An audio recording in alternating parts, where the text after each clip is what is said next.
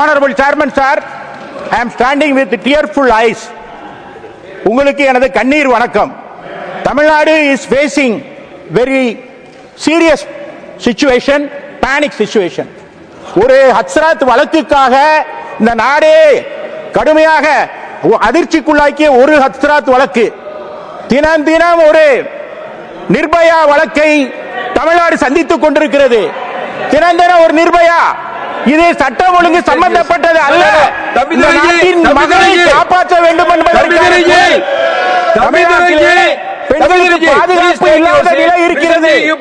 ஒவ்வொரு நாளும் கடந்த 10 தினங்களில் 3 சம்பவங்கள் நடைபெற்றிருக்கிறது.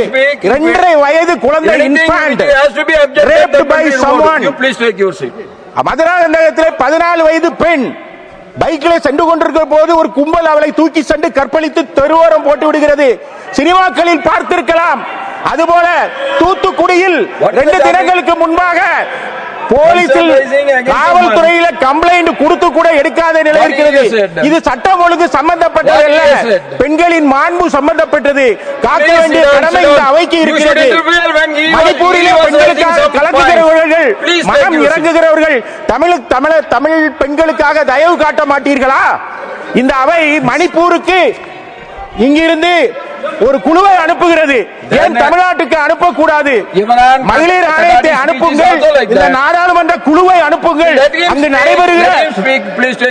அங்கு நடைபெறுகிற அநியாயங்களை, பெண்களுக்கு பாதுகாப்பு இல்லாத நிலை இருக்கிறது.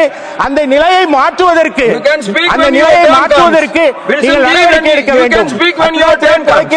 நாடாளுமன்றம் அவ்வாறு செய்திருக்கிறது.